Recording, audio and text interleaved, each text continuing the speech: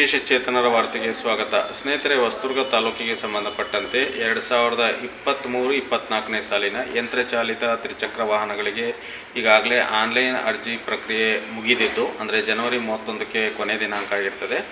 ಇನ್ನು ಉಳಿದಿರ್ತಕ್ಕಂಥ ವಿಚಾರ ಅಂದರೆ ಆನ್ಲೈನಲ್ಲಿ ಅರ್ಜಿ ಸಲ್ಲಿಸಿರುವ ಫಲಾನುಭವಿಗಳಿಗೆ ಸಂದರ್ಶನ ನಡೆಸುವುದು.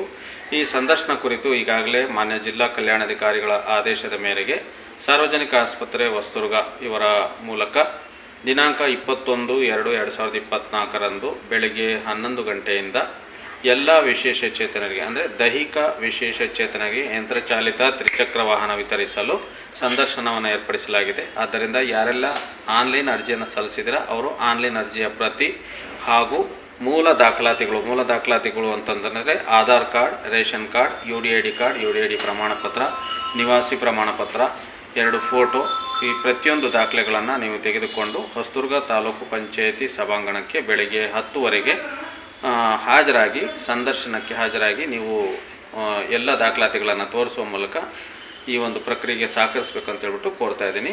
ಇದರ ಬಗ್ಗೆ ಹೆಚ್ಚಿನ ಮಾಹಿತಿಯನ್ನು ಆಯಾ ಗ್ರಾಮ ಪಂಚಾಯಿತಿಗಳಲ್ಲಿ ಕರ್ತವ್ಯ ನಿರ್ವಹಿಸುತ್ತಿರ್ತಕ್ಕಂಥ ಗ್ರಾಮೀಣ ಪುನಃಸ್ಥಿ ಕಾರ್ಯಕರ್ತರನ್ನು ನೀವು ಸಂಪರ್ಕ ಮಾಡ್ಬೋದು ಮತ್ತು ತಾಲೂಕು ಪಂಚಾಯಿತಿಯ MRW ಅವರನ್ನು ಕೂಡ ನೀವು ಸಂಪರ್ಕ ಮಾಡ್ಬೋದು ಅಂತ ಹೇಳ್ತಾ ಇವತ್ತಿನ ವಿಡಿಯೋ ಮುಗಿಸ್ತಾ ಇದ್ದೀನಿ. ಜೈ ಹಿಂದ್.